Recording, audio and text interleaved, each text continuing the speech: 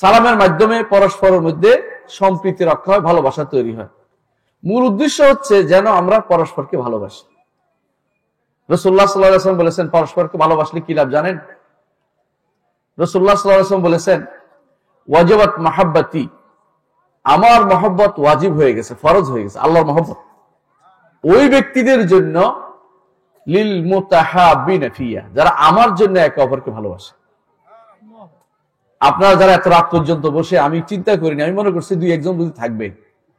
আলহামদুলিল্লাহ, এই মানুষগুলো অপেক্ষা করছে, নিঃসন্দেহে আমাকে তারা ভালোবাসছে। আল্লাহ তাআলা বলছেন ওয়াজিবাত মাহাব্বাতি, হাদিসে কুদসি এটা, আমার মহব্বত ওয়াজিব হয়ে গেছে ওই মানুষদের জন্য যারা আমার জন্য একে অপরকে ভালোবাসছে। আল্লাহর জন্য ভালোবাসা কি চিনেন? আল্লাহর জন্য ভালোবাসা হচ্ছে যেই ভালোবাসার মধ্যে পরস্পরের মধ্যে কোনো বিদ্বেষ থাকতে পারে না।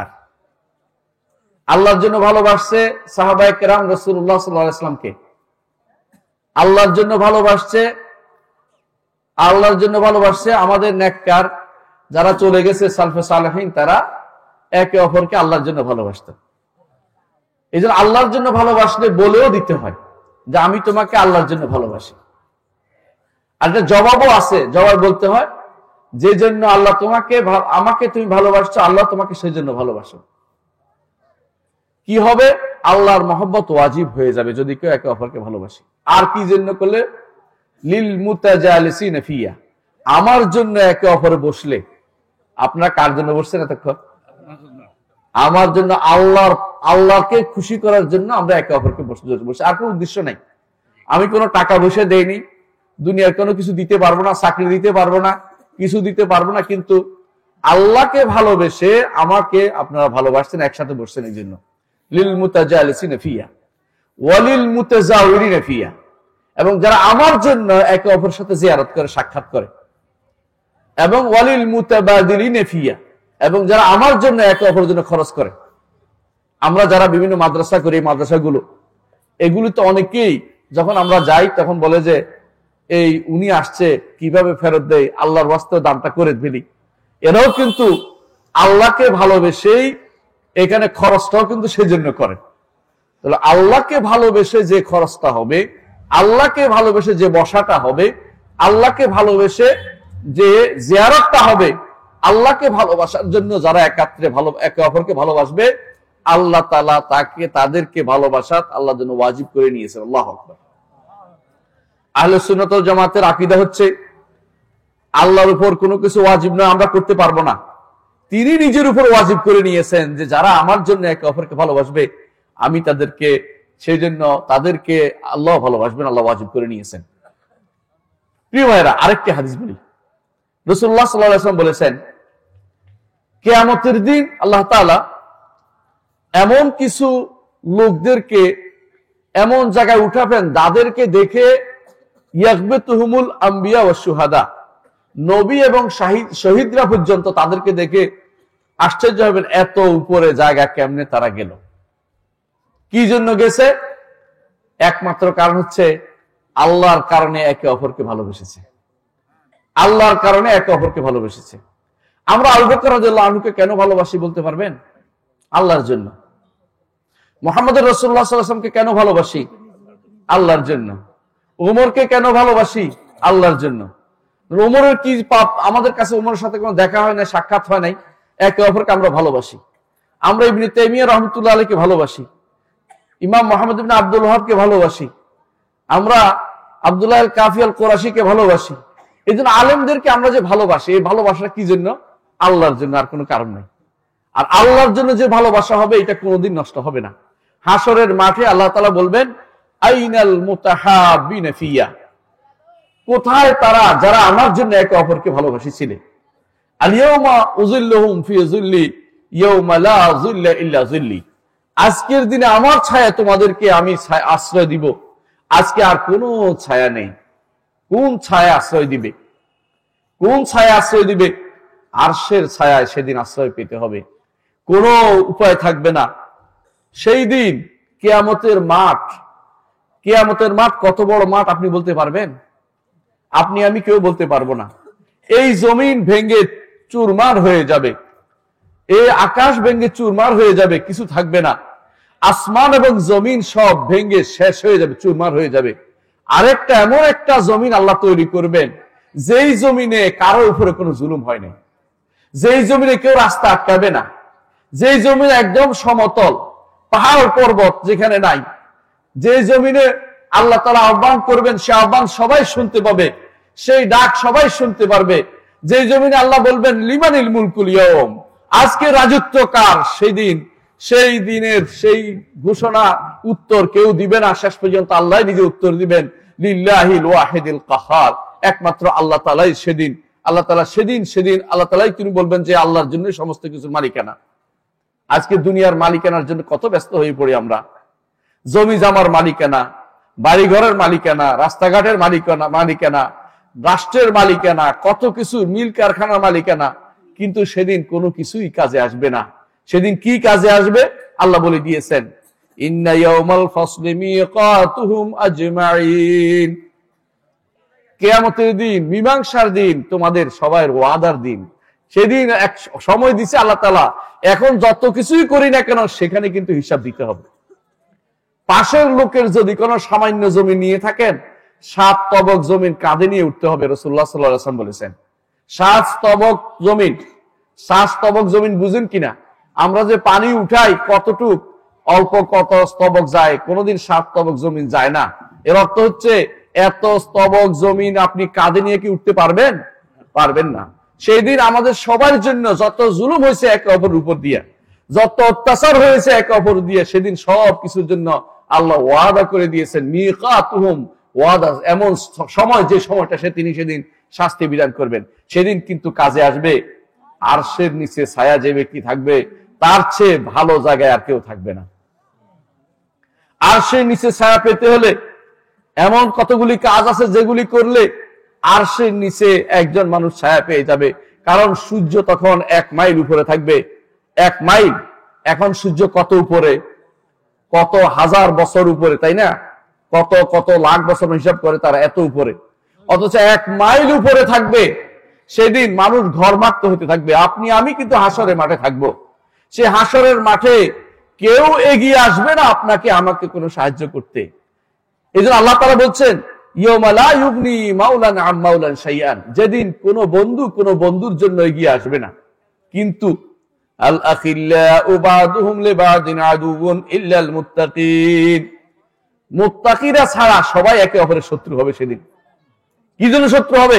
তুমি আমাকে নিয়ে গেছিলে সিনেমা হলে, তুমি আমাকে ওই যে টিভির সামনে নিয়ে গেছিলে, তুমি আমার জন্য ওই হারাম কাজের ব্যবস্থা করতেছিলে, তোমাকে আজকে পাইলে খবর আছে, কিন্তু কেউ কারোর সাথে সেদিন দেখা করবে না, পালিয়ে বেড়াবে।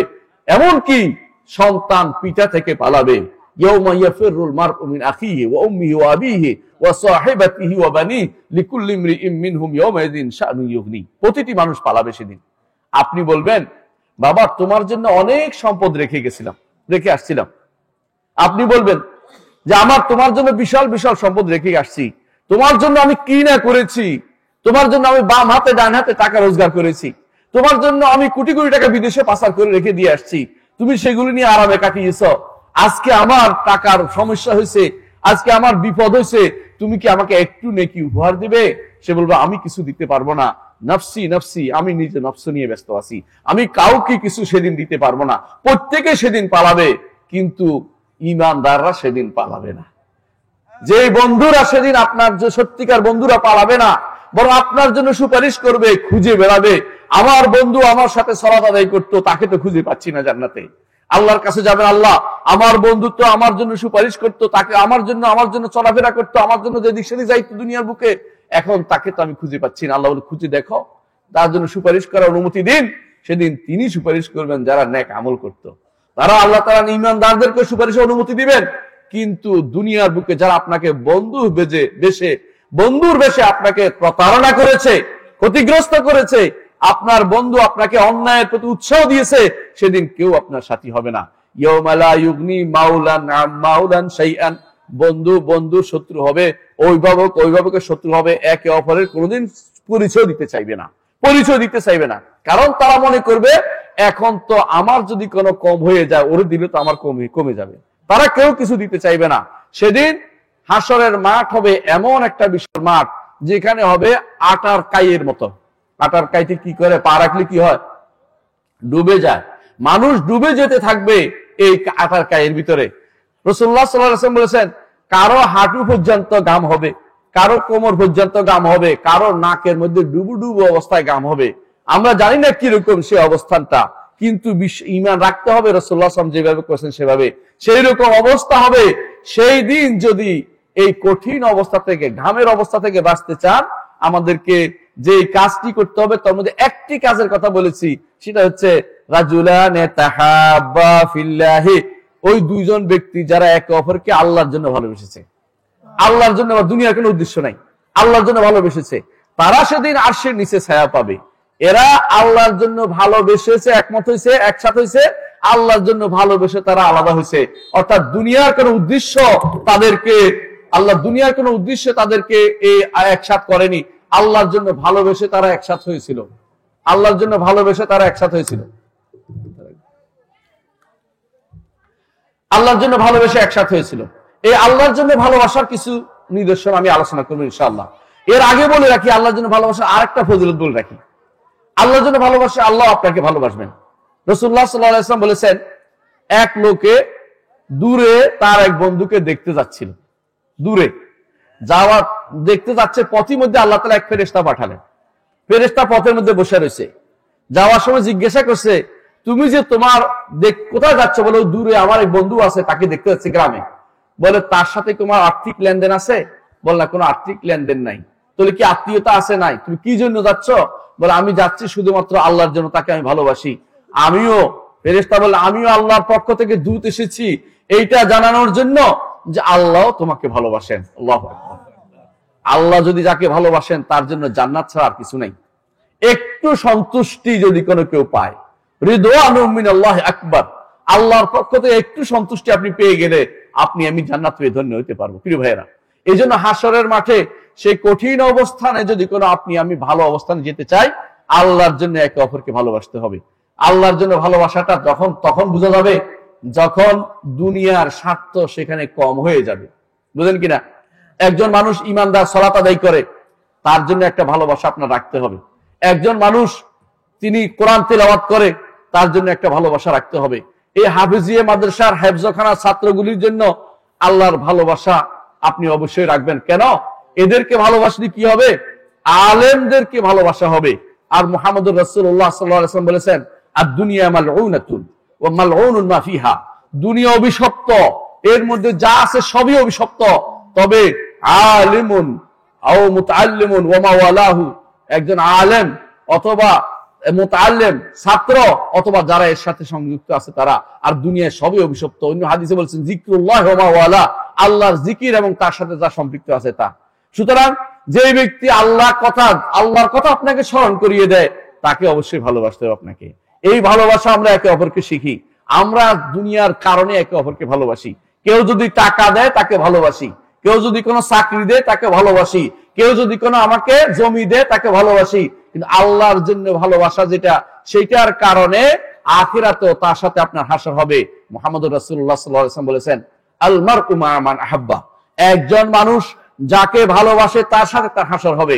এই কথা শুনে আনাস ইবনে মালিক রাদিয়াল্লাহু আনহু বলেন, আমার জীবনে ওই হাদিসটি যেদিন শুনেছি সেদিন আমি সবচেয়ে বেশি আনন্দিত হয়েছি, কারণ আমি আল্লাহ রাসূলকে ভালোবাসি, আমি আবু বকরকে ভালোবাসি, আমি ওমরকে ভালোবাসি, আমি চাই আমার হাসর যেন তাদের সাথে হয়। আল্লাহু আকবার। একজন সাহাবী জান্নাতি, যাদেরকে আল্লাহ রাসূল সাল্লাল্লাহু আলাইহি ওয়াসাল্লাম পক্ষ থেকে ঘোষণা করা হয়েছে, এবং আল্লাহ তাআলা তার কোরআনে তাদেরকে আগের এবং পরের সবাইকে আল্লাহ তাআলা জান্নাতের ওয়াদা করেছেন। আল্লাহ বলেছেন, কুল্লান ওয়াদাল্লাহুল হুসনা, প্রত্যেককে আল্লাহ হুসনার ওয়াদা করেছেন। হুসনা হচ্ছে জান্নাত, জান্নাতের ওয়াদা করে দিয়েছেন। তারাও ভালোবেসে জান্নাতে যেতে চায়, তারাও চায় আবু বকর, ওমর এবং মুহাম্মদুর রাসূলুল্লাহ সাল্লাল্লাহু আলাইহি ওয়াসাল্লামকে ভালোবেসে জান্নাতে যেতে চায়। প্রিয় ভাইরা, দুনিয়ার বুকে যারা আবু বকর ওমরের বিরোধিতা করে, এরা কিন্তু কম শ্রেণী নয়। ইরানিরা, শিয়ারা আবু বকর ওমরের বিরোধিতা করে, খারেজিরা, ওমানিরা আবু বকর ওমরকে বিরোধিতা করে। বর্তমানে ইরানিরা 6টা রাষ্ট্র দখল করে আছে। আশ্চর্য হচ্ছেন না? এই 6টা রাষ্ট্র চিনেন? ইরাক, ইরান, লেবানন, ইয়েমেন কয়টা হলো? 4টা। তারপর বাহরাইনের একটা বিশাল অংশ, তারপরে কুয়েতের একটা বিশাল অংশ। এগুলি ছাড়াও অন্যান্য দেশগুলোতে তারা তাদের এমন অবস্থান নিয়েছে যে আপনি ইচ্ছা করলে কিছু করতে পারে, এমন অবস্থা করে রাখছে। যেমন বিভিন্ন দেশে আছে এই আজারবাইজান, এগুলিতে তারা দখল করে আছে, অথচ তারা এই বিরাট গোষ্ঠী সবাই আবু বকর ওমরকে ঘৃণা করে। এরা কেমন করে জানেন? একটা ছাগল কিনে আনে, 2টা ছাগল কিনে, একটা নাম দিয়ে আবু বকর, একটা নাম দিয়ে ওমর, 2টারে পিটাই মারতে থাকে। কি জন্য? আবু বকর ওমরকে আমরা আঘাত করতেছি। তারা মনে করে আবু বকর ওমরকে আঘাত করলে তাদের সওয়াব হয়, নাউজুবিল্লাহ। আর আমাদের দেশের মানুষ না জেনে ওদেরকে ভালোবেসে অনেক কিছু রচনা করে ফেলে। আমরা আশ্চর্য হই যখন দেখি এই দেশের মানুষ ওই কাসেম সুলাইমানের জন্য কান্নাকাটি করে। বিশ্বাস করেন, কাসেম সুলাইমানি ইরাকের সুন্নিদের পেটের বাচ্চা পর্যন্ত বের করে মেরে ফেলেছে, সুন্নি মায়েদের এরকম কাজ করেছে। সিরিয়াতে তারা সুন্নি বলতে কিছু রাখে না, সব মেরে সাফ করে ফেলেছে। এখন শুধুমাত্র শিয়ারা সেখানে বসবাস করতেছে। তারা সারা দুনিয়াতে ছড়িয়ে পড়েছে, থাকতে পারে না সিরিয়াতে। এই সিরিয়াতে কি জন্য? এই শিয়াদের জন্য। আজ আমরা তাদেরকে ভালোবাসি। আমরা আমাদের শত্রু চিনি না। আমরা ভালোবাসতে হবে যারা আবু বকর ওমরকে ভালোবাসে তাদেরকে। আমরা ভালোবাসতে হবে যারা আল্লাহ রসুলকে ভালোবাসে তাদেরকে। আমরা যারা শিরিক করে, কুফুর করে, নিফাক করে, মুনাফিকি করে, এই মানুষদেরকে আমরা ভালোবাসতে পারি না। এই মানুষদেরকে ভালোবাসার অর্থ হচ্ছে আমরা আল্লাহর রসুলের ভালোবাসার বিপরীতে কাজ করছি, আবু বকর ওমরের বিপরীতে ভালোবাসার বিপরীতে কাজ করছি। আবু বকর ওমরকে ভালোবাসে না ওমানিরাও। ওমানি ছিলেন, ওমান একটা রাষ্ট্র আছে, ওরা হচ্ছে খারেজি। খারেজি বুঝেন? বহুত আগে তারা সাহাবায়ে কেরামকে কাফের বলেছে। এই শিয়ারা সাহাবায়ে কেরামকে 10 জন ব্যতীত বাকি সবাইকে কাফের বলে। এই শিয়ারা আমাদের কোরআনকে বিকৃত বলে এবং আমাদের বুখারী, মুসলিম, আবু দাউদ, তিরমিজি, নাসাঈ, ইবনে মাজাহ কোনো হাদিস তারা মানে না। এই শিয়াদের জন্য আপনার দরজা উঠতে পড়ে, তখন দুঃখ হয় যে কার জন্য কার ভালোবাসা হচ্ছে, কাকে ভালোবেসে আপনি জান্নাতে যেতে পারবেন। আবু বকর ওমর সাহাবায়ে কেরামকে ভালোবাসলে আপনি জান্নাতে যেতে পারবেন। কারণ আপনার ঈমান যতক্ষণ পর্যন্ত সাহাবায়ে কেরামের ঈমানের মতো না হবে ততক্ষণ পর্যন্ত আপনার ঈমান আল্লাহর দরবারে কবুল হবে না। আল্লাহ বলে দিয়েছেন, ফাইন আমানু বিমিসলি মা আমানতুম বিহি ফাকাদ ইহতাদাও। যদি তারা ঈমান আনে তোমরা যেভাবে ঈমান আনছো সেভাবে, তাহলে তারা হেদায়েত প্রাপ্ত হবে। কাদের মতো বলছে? তোমরা কারা? সাহাবায়ে কেরাম। সাহাবায়ে কেরামের ঈমান যেন সেরকম ঈমান হতে হবে, অন্য কারো ঈমান হবে না। আমরা যদি মনে করি এটা যে আমাদের ঈমান যেন ওই ভারতের কারো ঈমানের মতো হয়, হ্যাঁ, ওই যে মাদ্রাসা একটা আছে সেখানে, অথবা পাঞ্জাবের কারো ঈমানের মতো হয়, অথবা ওই কোথাকার কোন ঈমানের মতো হলে কিন্তু আমাদের ঈমান কিন্তু আর হলো না। আমরা সব সময় এটাই করতেছি, কি বলি যে আমরা অমুক খানের হাসতে গানা, অমুক খানের এত দফা, অমুক কিছু নিয়ে চিন্তা আসি। আমাদের মাথার ভিতরে আবু বকর, ওমর, ওসমান, আলী, তাদের যে ঈমান, সেই ঈমানের মতো আমাদের ঈমান হয় না। সাহাবায়ে কেরামের মতো ঈমান আমাদের হচ্ছে না। আমাদের ঈমান যদি তাদের মতো না হয়, তাদের সাথে হাসর আমাদের হবে না। যাকে ভালোবাসেন তার মতো হাসর হবে। আজ দুনিয়ার বুকে মানুষ এমন ফিতনা ফাসাদে পড়ে গেছে, বিশ্বাস করুন, যে ব্যক্তি আজকে সকালে একটা খবর দেখলাম, আশ্চর্য হবেন। ঢাকা বিশ্ববিদ্যালয়ে পড়ে আপনাদের সন্তানরা ঢাকা বিশ্ববিদ্যালয়ে পড়ে, ওরা একে ছেলে বিয়ে করছে। আপনি চিন্তা করে পারবেন? নাউজুবিল্লাহ। এই বিশ্ববিদ্যালয়গুলোতে আজ তা হচ্ছে, ছেলে মেয়ে আকে অকারণ দুনিয়ার অকারণ ঘটে যাচ্ছে, দুনিয়ার অন্যায় হচ্ছে। আপনাদের কলেজগুলোতে ছেলে মেয়ে একে অপরে হাসাহাসি করে কথা বলছে। আপনারা জানেন আপনার মেয়ে সেখানে গিয়ে কারো কোনো ছেলের সাথে গল্প করতেছে, আপনি তাকে বাধা দেননি, আপনি কাকেও ভালোবেসে চলেছেন। আপনি নারী স্বাধীনতায় বিশ্বাসী হয়ে নারী স্বাধীনতার সীমা লঙ্ঘন করেছেন। আপনি কি মনে করেন না যে আপনি কতটুকু অন্যায় করেছেন? আপনি কাদের মতো চলেছেন? সাহাবায়ে কেরাম নীতি তো সেটা কোনোদিনই ছিল না। আপনি তথাকথিত পাশ্চাত্যের পদলোহী হয়েছেন, তাদের সেই দেশে যা হয় আপনি এই দেশে এসে সেটা করতে চান। আপনার ঈমান কতটুকু আছে একটু পরীক্ষা করার সময় এসেছে। প্রিয় ভাইরা, এদেশে কিছুদিন আগে পর্যন্ত একজন বলে বেরিয়েছিল কি যে মেয়েদের ছেলেদের আমি সমান করে দেব। কত বড় স্পর্ধা আপনি চিন্তা করতে পারেন, যেখানে আল্লাহ তাআলা কোরআনে কারীম বলে দিয়েছেন, লিযাকারি মিসলু হাযিল উনসায়াইন, একজন পুরুষ পাবে 2 জন নারীর মতো, এতটুকু পাবে পিতার সম্পদ থেকে। আর সে বলতেছে, স্পর্ধা করে সেই নারী বলছে যে আমি আইন করে সেটা করে দেব। ওই যেদিন আইন করবে সেদিন সে কাফের, যেদিন সে যারা বাস্তবায়ন করবে তারাও কাফের, যারা সেটা গ্রহণ করবে তারাও কাফের। কারণ আল্লাহর বিধানকে পরিবর্তন করার অনুমতি কেউ কোনোদিন দেয়নি। প্রিয় ভাইরা, আপনারা জানেন এই জাতীয় যতগুলি যে কোনো ব্যক্তি আল্লাহর বিধানের বিরুদ্ধে কথা বলছে, তারা সবাই আল্লাহকে ভালোবাসে নাই, রাসূলকে ভালোবাসে নাই, তারা কোরআনকে ভালোবাসে নাই, ইসলামকে ভালোবাসে নাই। আজ দুনিয়াতে অনেকেই হঠাৎ করে বলে বসছে যে নারীদেরকে আরো স্বাধীনতা দেয়া যায় কিনা, এই চিন্তায় তারা বিভোর হয়ে আছে। নারীদের আর কত স্বাধীনতা দিবেন? নারীদেরকে ইসলাম করেছে তার ঘরের ভিতরে তারা স্বাধীন, তাদের বলয়ে তারা স্বাধীন, যেখানে তাদের বলয় আছে, যেখানে অবশ্যই যেমন তাদের যদি প্রতিষ্ঠান থাকে। নারীর শিক্ষার আমরা বিরোধী না, কিন্তু আমরা যেটা বিরোধী সেটা হচ্ছে একসাথে কো এডুকেশন যেটাকে বলা হয়, এটার বিরোধী। এইটা ইসলামী শরীয়ত অনুমোদন করে না। অবশ্যই আমাদের সমাজ ভিন্ন ভিন্ন হওয়া উচিত, ভিন্ন ভিন্ন এরকম প্রতিষ্ঠান হওয়া উচিত। এমনকি আপনি দেখতে পাবেন, সৌদি আরবের কথা বলে অনেকে রাগ করেন, কিন্তু বাস্তব কথা হচ্ছে এখনো আল্লাহ তাআলা সেখানে ব্যবস্থাপনা রেখেছে। সেখানে কি ব্যবস্থাপনা রেখেছে? ব্যাংকও আছে নারীদের আলাদা, ব্যাংক আছে আলাদা, নারীদের ভূত আছে আলাদা, দরজা আছে আলাদা, প্রতিষ্ঠান আছে আলাদা, ইউনিভার্সিটি আছে আলাদা, নারীদের শিক্ষা অর্থাৎ প্রাইমারি থেকে শুরু করে ইউনিভার্সিটি পর্যায় পর্যন্ত আলাদা শিক্ষা ব্যবস্থা আছে। একজন মানুষ ইচ্ছা করলে আমি আল্লাহর বিধানকে মেনে চলবো, তার কোনো অসুবিধা হয় না। কিন্তু আপনি এমন এক দেশে বাস করেন, চেষ্টা করলেও আল্লাহর বিধানকে আপনি আল্লাহর বিধান অনুসারে চলতে পারছেন না, চেষ্টা করেও পারছেন না। কারণ কি জানেন? আপনার সংবিধানে লেখা আছে গণতন্ত্র, পচা জিনিসটা লেখা আছে। আপনার সংবিধানে লেখা আছে সমাজতন্ত্র। কোত্থেকে আসছে সমাজতন্ত্র? সমাজতন্ত্রবাদীরা তো লেনিন, মার্কস, ওই গোষ্ঠীরা, ওই গোষ্ঠী কোনোদিনই ইমানদার ছিল না, ছিল নাকি? ওই গোষ্ঠী কি ছড়াতে চেয়েছে? তারা জানাতে চেয়েছে যে আমরা একসময় বানর ছিলাম, লেজটা খুট করে পড়ে গেছে, এর ফলে মানুষ হয়ে গেছে। এই বিশ্বাস কি আপনার আমার রাখতে পারি আমরা কোনোদিন? কোনোদিন না, নাউজুবিল্লাহ। আপনার সংবিধানে লেখা আছে যে সেটা হচ্ছে কি, যে সেকুলারিজম। সেকুলারিজম অর্থ বুঝেন? সেকুলারিজম অর্থ হচ্ছে আপনি ইচ্ছা মতে ঘরের মধ্যে যা ইচ্ছা তা করেন, ঘরের বাইরে ইসলামের কথা বলতে পারবেন না। এই যদি কোনো কেউ ঈমান রাখে সেই ব্যক্তি কাফের। কারণ আফাতুমিনুনা বিবাদিল কিতাব ওয়া তাকফুরুনা বিবাদ ফামা জাযাউ মান ইয়াফআলু যালিকা মিনকুম ইল্লা খিজয়ুন ফিল হায়াতিদ দুনিয়া। দুনিয়ার বুকে অপমান তাকে পাবেই পাবে।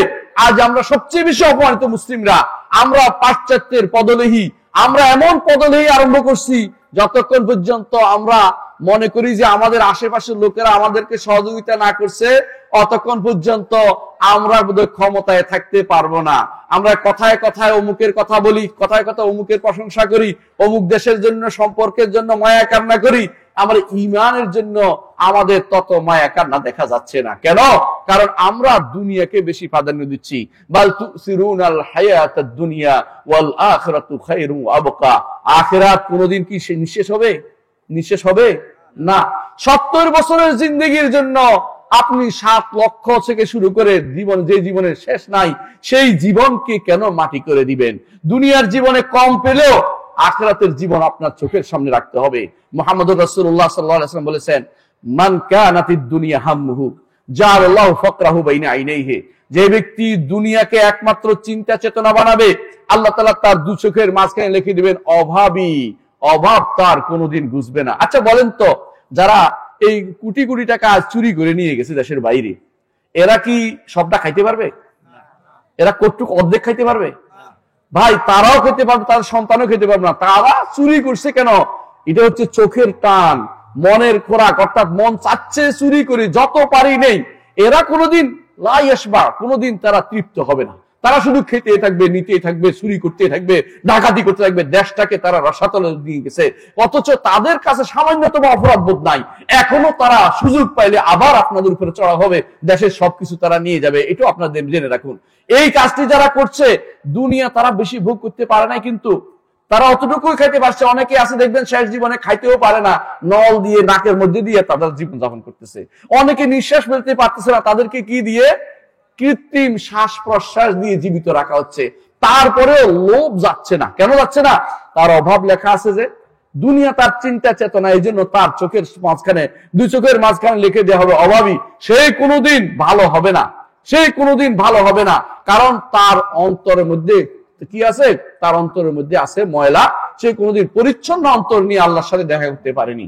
আল্লাহ তাআলা কোরআনে কারীম বলেছেন, ইল্লা মান আতাল্লাহা বিকলবিন সালিম। পরিচ্ছন্ন অন্তর নিয়ে আল্লাহর সাথে সেদিন দেখা না করলে কোনো কাজে আসবে না, কোনো কাজে লাগবে না। অন্তরকে পরিচ্ছন্ন করতে হবে, অন্তরকে পরিচ্ছন্ন করতে হবে। সে অন্তরকে পরিচ্ছন্ন করার জন্য ঈমান এবং আমলে সালেহ দরকার। এই যেদিন ঈমানও ধার চলে না, আমলে সালেহ ধার চলবে না, সেদিন কি হবে? কেউ কাউকে ধার দিবে না। সেদিন দুনিয়াতে যা করেছেন সেটা অনুসারে আল্লাহ আখিরাতে আপনাকে পুরস্কার দিবেন। সেটার বিনিময় আমরা বলছি না, সেটা অনুসারে আপনাকে পুরস্কৃত করবেন। দুনিয়াতে ঈমান এনেছেন, আমলে সালেহ করেছেন, আখিরাতে সেটা পাবেন। কেউ আপনাকে একটু সামান্য জিনিস ধার দিবে না। যতই কান্নাকাটি করেন দুনিয়াতে কিন্তু কিছু জিনিস পাওয়া যায়, কিন্তু আখিরাতে কিছুই আপনি পাবেন না। এমনকি সেদিন যারা জাহান্নামে যাবে সেদিন চিৎকার করে বলবে, ইয়া মালিকু লিয়াকদি আলাইনা রাব্বুক। মালিক, মালিক কে বলেন তো? জাহান্নামের পাহারাদার ফেরেশতা চিৎকার করে বলবে, আমাদেরকে, আমরা আর সহ্য করতে পারছি না, আমাদেরকে মৃত্যু দিয়ে দিতে বলেন। আল্লাহ তাআলা কি বলবেন? সেখানে বলবেন তিনি কি বলবেন? ইন্নাকুম মাকিসুন, তোমরা সেখানে থাকবে, বের হতে পারবে না।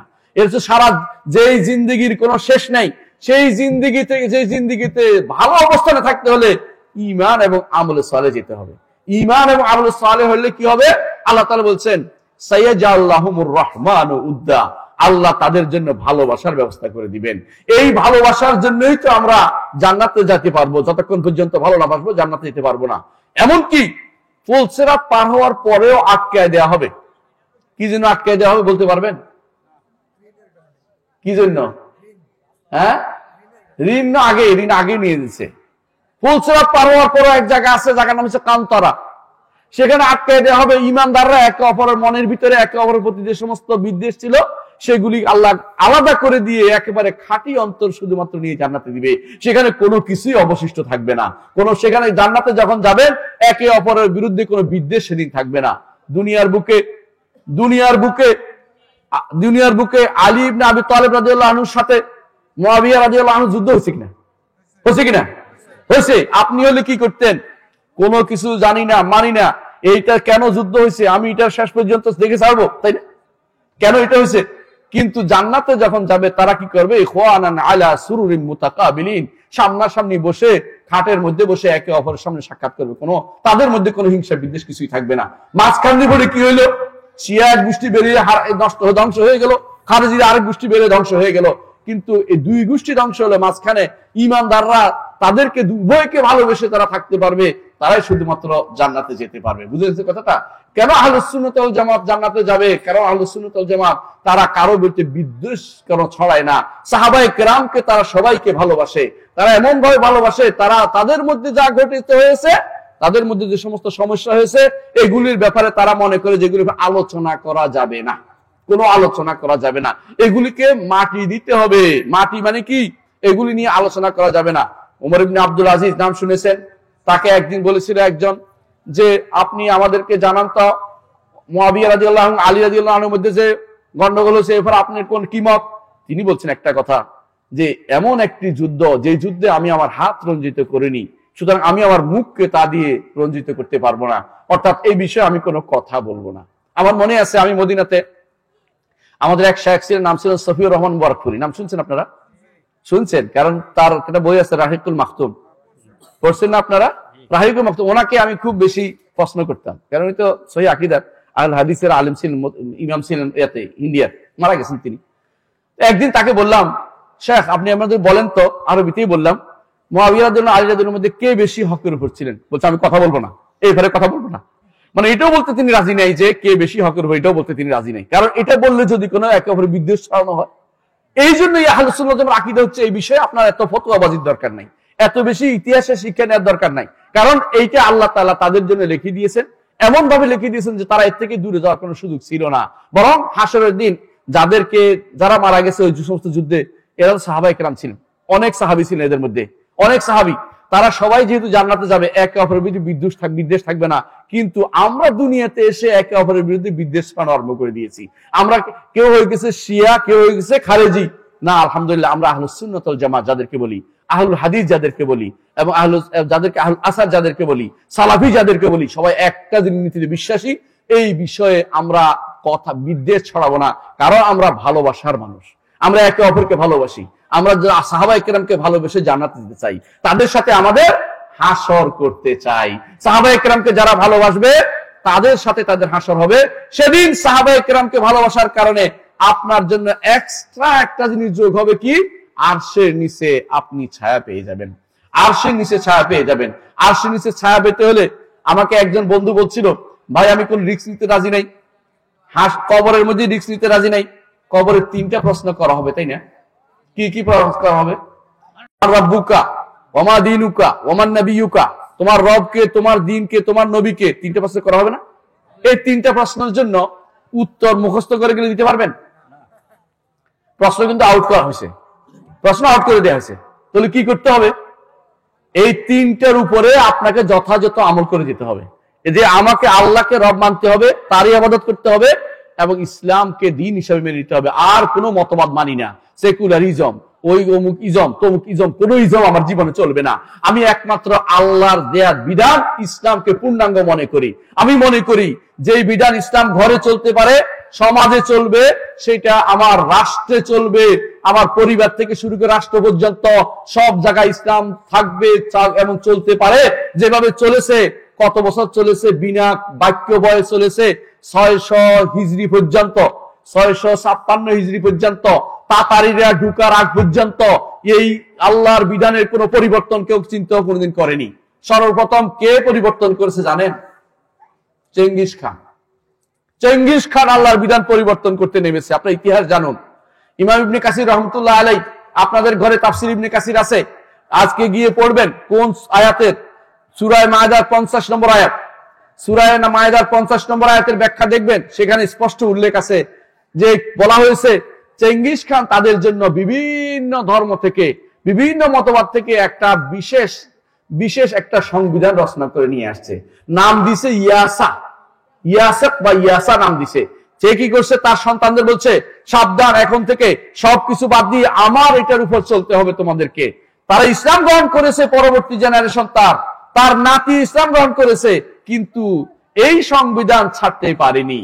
আজও আমাদের ভাইরা হজ করে আসে, আমাদের ভাইরা ইমানের কথা বলে, কিন্তু এই সংবিধান ছাড়তে পারেনি, কুফরি সংবিধান ছাড়তে পারেনি। তা আমাদের যারা রচনা করেছে সংবিধান, তারা তো নিজেদেরকে আব্দুল মালেকও বলতো, আল্লাহর দাসও বলতো। তাদের অনেকে আছিল আল্লাহর দাস হিসেবে হজও করে আসছে, কিন্তু কর্মকাণ্ড তাদের আল্লাহ তাআলার পছন্দনীয় কাজ তারা করে নাই। তারা যা রচনা করেছে তার শরিয়ার বিরোধী জিনিস রচনা করেছে, আল্লাহর বিধান জিনিস বিরোধী রচনা করেছে। ইবনে কাসির রহমতুল্লাহ আলাইহি আজ থেকে আরো 600 বছর আগে স্পষ্ট করে গেছেন। এই আয়াতগুলি ব্যাখ্যা আপনি পড়বেন, তাফসীরের মধ্যে দেখবেন লেখা আছে যে আল্লাহর বিধানকে যারা আল্লাহর শরীয়তকে যারা লঙ্ঘন করবে তারা কোনদিন ঈমানদার হইতে পারবে না, তারা কাফের কাফের কাফের তিনি বলে গেছেন স্পষ্ট ভাবে। আজ আমাদের ঘরেও তো আল্লাহর বিধান চলছে না ভাই। আপনারা অনেকেই কোর্টে গিয়ে নাতিরা যাইয়া কি করে? নাতিরা যাইয়া চাচার সাথে সমান ওয়ারিশ হওয়ার চিন্তা ভাবনা করছে কিনা, করে কিনা, বুঝছেন কিনা? দাদার যদি কোনো জীবিত থাকে, কোন ছেলে যদি মারা যায়, অর্থাৎ কোন ব্যক্তি জীবিত থাকলে তার সন্তান মারা গেলে তার নাতিরা কিন্তু দাদার থেকে ওয়ারিশ হয় না, বুঝলেন কিনা? কে ওয়ারিশ হয়? ওয়ারিশ হয় তার অন্য সন্তানরা, ছেলেরা। তো নাতিদের জন্য কি করতে হবে? ইসলাম বলে তাদের জন্য ওয়াজিব হচ্ছে বেটার উপরে 3/1 মধ্যে তাদের জন্য ওসিয়ত করে যাও। এটা হচ্ছে নিয়ম।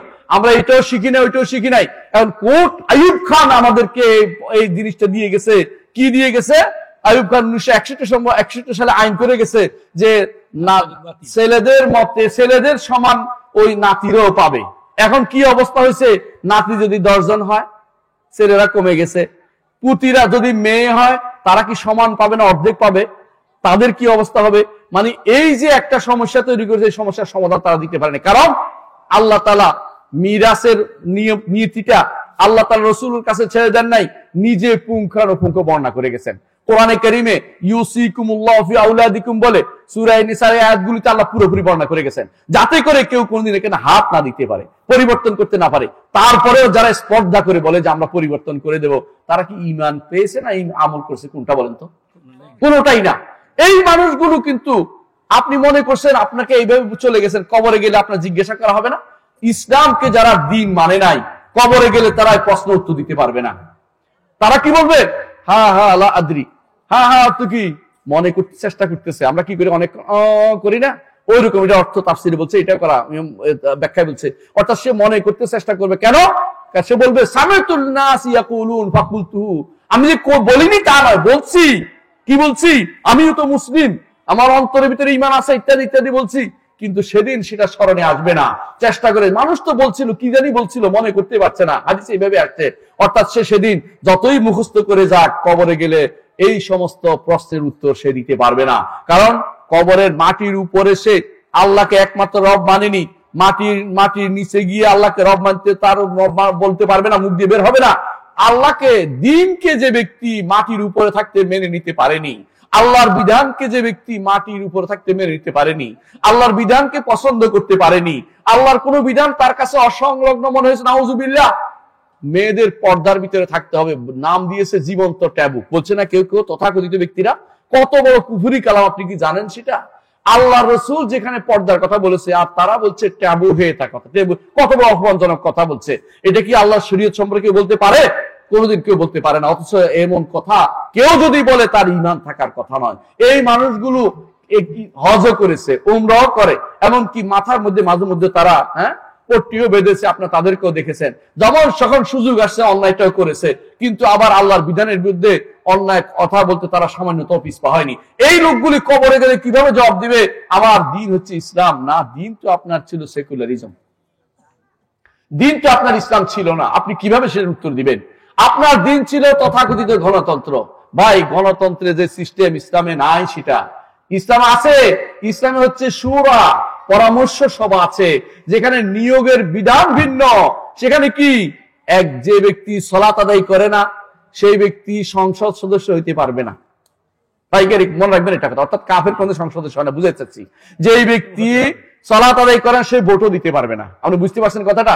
অথচ আমাদের দেশে কিসের ভোট, কে সালাত আদায় করছে কারো খবর নাই। দুনিয়া সবকিছু উল্টাপাল্টা হয়ে গেছে। আপনি সেটা নিয়ে খুশি থাকতে চান, বিশ্বাস করুন, এইটা নিয়ে খুশি থাকার কোনো সুযোগ নাই। এগুলি আল্লাহর দ্বীনের থেকে সম্পূর্ণ বিরোধী। আপনি কবরে গেলে জবাব দিতে পারবেন না, দ্বীন ইসলাম আপনার মুখ দিয়ে আসবে না। আপনি মুহাম্মদ রাসূলুল্লাহ সাল্লাল্লাহু আলাইহি ওয়াসাল্লাম আদর্শ মানেননি। দাড়ি রাখাকে আপনি খারাপ মনে করেছেন, টাকনুর উপর কাপড় রাখাকে আপনি খারাপ মনে করেছেন, এবং টিভি দেখাকে খারাপ মনে করেছেন, হারাম দৃশ্য দেখাকে খারাপ মনে করে না দেখাকে খারাপ মনে করেছেন। অনেকে দৃশ্যের জন্য সারা দুনিয়া সবকিছু আমার দেশের উপর দিয়ে ছেড়ে দিয়েছে। খোঁজা বারাতগুলি, সম্পূর্ণ ময়লাগুলো ওরা বিদেশ থেকে আমাদের উপর পাঠিয়েছে। এই ভারতীয় চ্যানেল যারা দেখছে, ওরা কিন্তু কি হয়েছে, পরকীয়তা আবিষ্কার বেশি জড়ে গেছে না? আপনাদের আশেপাশে আপনি ভালো করে খেয়াল করেন, বেশিরভাগ মানুষ এই পরকীয়া শিখছে কোত্থেকে? ওই নাটকের ভিতরে, সিনেমার ভিতরে, ওই তথাকথিত বইয়ের ভিতরে, তথাকথিত এই আকাশ সংস্কৃতির মাধ্যমে আপনার কাছে আসছে কি, এই সমস্ত জিনিসগুলো আসছে, যেগুলি দেখে আপনার সন্তান শিখছে, তাহলে এটা করা যাবে। আপনার বউ শিখছে কিভাবে আপনাকে ঠকাইতে পারবে, আপনি শিখছেন কিভাবে বউকে ঠকাইতে পারবেন। এগুলি হচ্ছে আমাদের এই সমস্ত জিনিসের অপকর্ম ছাড়া কিছুই নয়, যেগুলি আমাদের উপর দিয়ে এসে পড়েছে। আপনি কবরে গিয়ে মুহাম্মদ রাসূলুল্লাহ সাল্লাল্লাহু আলাইহি ওয়াসাল্লামকে আপনার নবী বলতে পারবেন? নবীর কথা মানছেন, নবীর সুন্নতে মানছেন, নবীর আদর্শ মানছেন। নবীর ভালোবাসায় মিছিল করতে পারি, কিন্তু নবীর ভালোবাসায় দাঁড়িয়ে রাখতে পারি না। আছে না এরকম মানুষ? নবীর ভালোবাসা, এত ভালোবাসা দেখাই প্রয়োজনে, নবীর ভালোবাসায় আমি জান দিয়ে ফেলবো, এমন করবো, এই করবো, সেই করব, কিন্তু নবীর ভালোবাসা যখন আসে যে নবীর দিনটা পরিপূর্ণভাবে বাস্তবায়ন করুন, আপনার মুখ দিয়ে একটা কথা বের হয় না, আপনি সেটা বলতে রাজি নয়, বলে এটা তো অনেক কথা।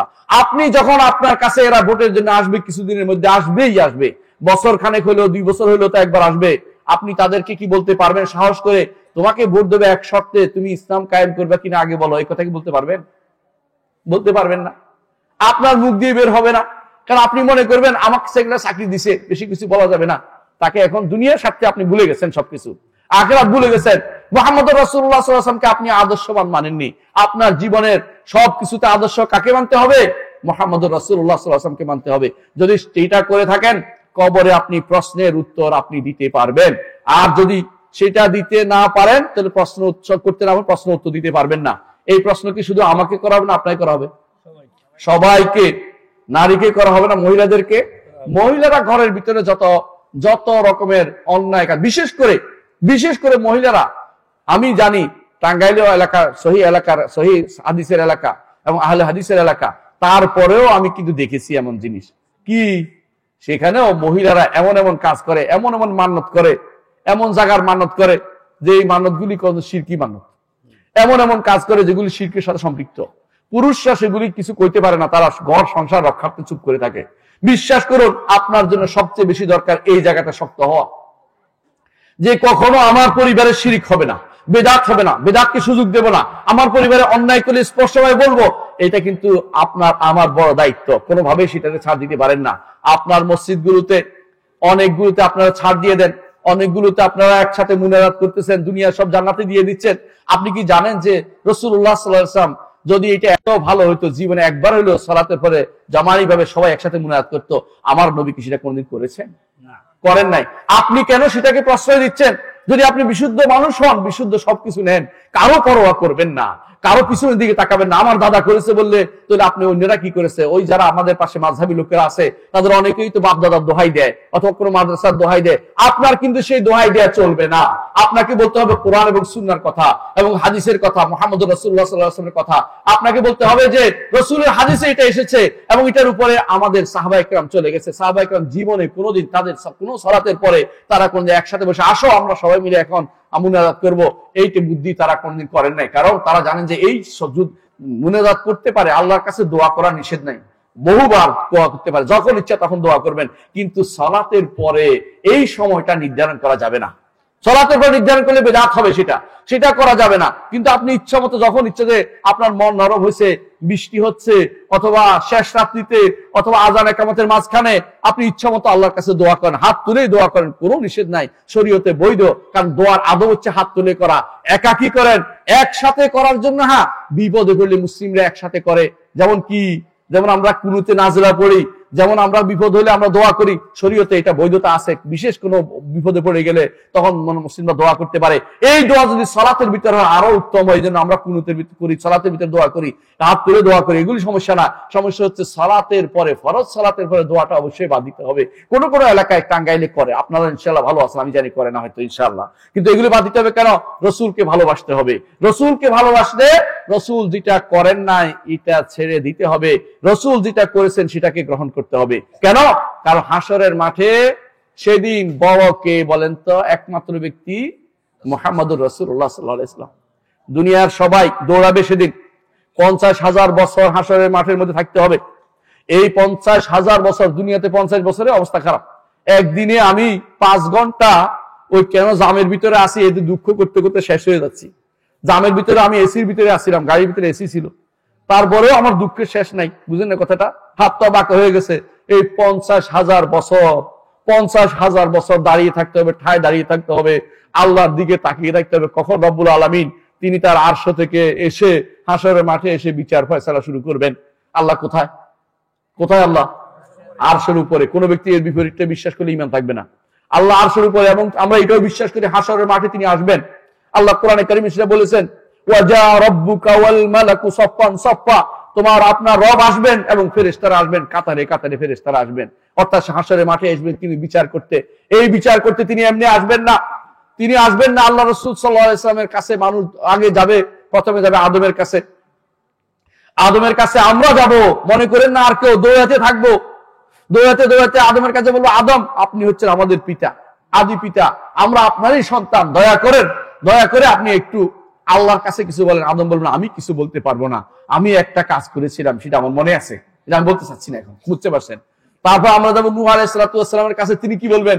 আমি এই কাজের জন্য নই, আমি এটা করতে পারবো না, আমি আমার সন্তানের জন্য সুপারিশ করেছিলাম। বুঝছেন তো? শুধুমাত্র সুপারিশ করেছে, কিচ্ছু করে নাই। আল্লাহ তাকে সাবধানও করে দিয়েছেন। আর আপনি সন্তানের জন্য দুনিয়ার যত গুনার কাজগুলি করেন, সুদী ব্যাংকে চাকরি করেন না আপনারা, আছে কেউ কেউ, বিশ্বাস করুন হাসরের দিন আপনার সন্তান বলবে, আমি জানি না বাবা আপনি কোত্থেকে সম্পদ নিয়ে আসছেন, আমার কোনো দরকার নেই। আপনার স্ত্রী বলবে, আমি জানি না কোত্থেকে তুমি সম্পদ নিয়ে আসছো, তোমাকে আমি কিছু করতে পারবো, তোমার জন্য আমার কিছু করণীয় নেই।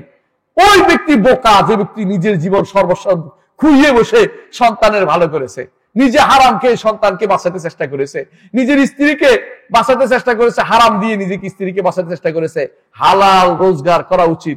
যদি আপনি টেম্পু চালাইয়ে হোক অথবা অটো রিক্সা চালাইয়ে হোক, আপনি হালাল রোজগার করেন, এটা আল্লাহ রাসূল সাল্লাল্লাহু আলাইহি ওয়াসাল্লাম বলেছেন, এটা আল্লাহর কাছে সবচেয়ে উত্তম উৎকৃষ্ট রিজিক বলে বিবেচিত হয়। এটা উৎকৃষ্ট রিজিক যেটা আপনি কষ্ট করে, আমলুর রাজুলি বিয়াদিহি, একজন মানুষ তার হাতে কষ্ট করে যেটা কামাই করে এনেছেন। সাহাবায়ে কেরাম এত কষ্ট করতেন, এত কষ্ট করতেন, খাবার খুঁজে পেতেন না, ইহুদিদের বাগানে গিয়ে পানি তুলতেন। তখনকার দিনে পানি ইচ্ছা করলে এরকম মেশিন ছিল না, তখন বালতি তুলে তুলে পানি তুলতে হইতো, একটা বালতি তুললে একটা খেজুর দিত, বুঝছেন তো, এক বালতি পানি তুলে নিয়ে আসলে একটা খেজুর দিত, গইনা গইনা খেজুর দিত, এগুলি দিয়ে নিজে খাইতো, পরিবার চালাইতো। এত কষ্ট করেছে সাহাবায়ে কেরাম, সে তারপরেও তারা কিন্তু হারামের দিকে হাত দেয় নাই। আর আমরা এখন সুযোগ পাইলেই দাদন ব্যবসা খুলে বসি। আর সুদের এমন অবস্থা দাঁড়িয়েছে, এমন অবস্থা, সুদ সেটা মনে হয় যে না, নাম দিছে কিছুদিন আগে সুদের তারা নাম দিয়ে ইন্টারেস্ট, তাই না? কেউ কেউ ফায়দা, কেউ কেউ এক একজন এক এক নাম দিছে। রাসূলুল্লাহ সাল্লাল্লাহু আলাইহি ওয়াসাল্লাম আমাদেরকে বলেছেন কিয়ামতের আগে কিছু মানুষ আছে সুদের নাম পরিবর্তন করে খাবে, এবং তিনি এটাও বলেছেন এমন একটা সময় আসবে সুদ মানুষের ঘরে ঘরে ঢুকে যাবে, এমনকি সুদ যে ব্যক্তি না খাবে তার ঘরে সুদের বালু হলো তার ঘরে পৌঁছাবে। আজ তা হচ্ছে, কারণ আপনি জানেন যে সুদের কারণে মালউন অভিশপ্ত হয়েছে কারা?